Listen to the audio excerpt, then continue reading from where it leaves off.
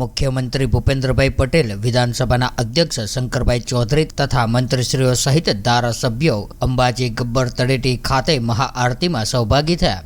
મુખ્યમંત્રી ભૂપેન્દ્રભાઈ પટેલ, વિધાનસભાના અધ્યક્ષ શંકરભાઈ ચૌધરી અને નાણામંત્રી કનુભાઈ દેસાઈએ ગબ્બર ઉપર મા અંબાના અને જ્યોતના ભાવભક્તિપૂર્વક દર્શન કરીને આરતી ઉતારી પૂજન અર્ચન કર્યા હતા। પરિક્રમા પથ ઉપર વિવિધ શક્તિપીઠમાં અન્ય મંત્રીશ્રીઓ તથા ધારાસભ્યો ઉપસ્થિત રહીને દર્શન આરતીમાં સહભાગી થયા હતા।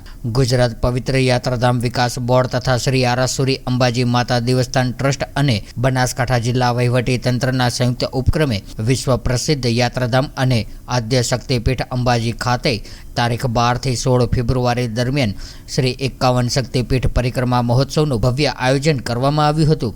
ત્યારે આ અવસરે મુખ્યમંત્રી શ્રી ભૂપેન્દ્રભાઈ પટેલ, વિધાનસભાના અધ્યક્ષ શંકરભાઈ ચૌધરી અને નાણામંત્રી કનુભાઈ દેસાઈએ ગબ્બર ઉપર મા અંબાના અને અખંડ જ્યોતના ભાવભક્તિપૂર્વક દર્શન કરીને આરતી ઉતારી પૂજન અર્ચન કર્યા હતા। આ સાથે જ પરિક્રમા પથ ઉપર વિવિધ શક્તિપીઠોમાં અન્ય મંત્રીઓ દ્વારા તથા ધારાસભ્યશ્રીઓ દ્વારા ઉપસ્થિત રહીને દર્શન કરી આરતીમાં સહભાગી થયા હતા।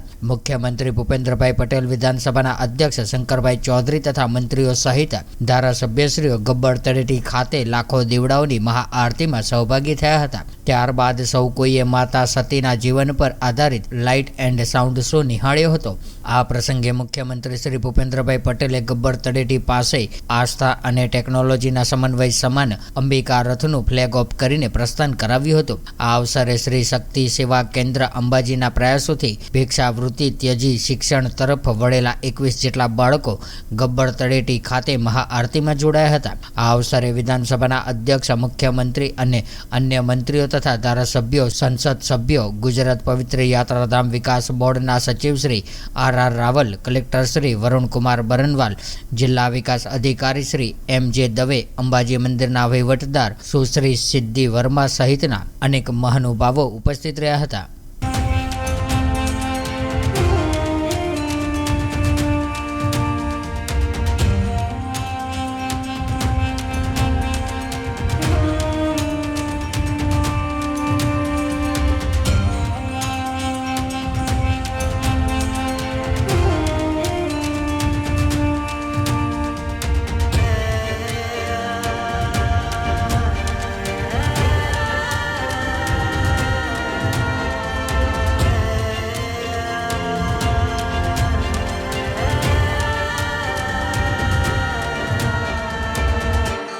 Subscribe now and press the bell icon.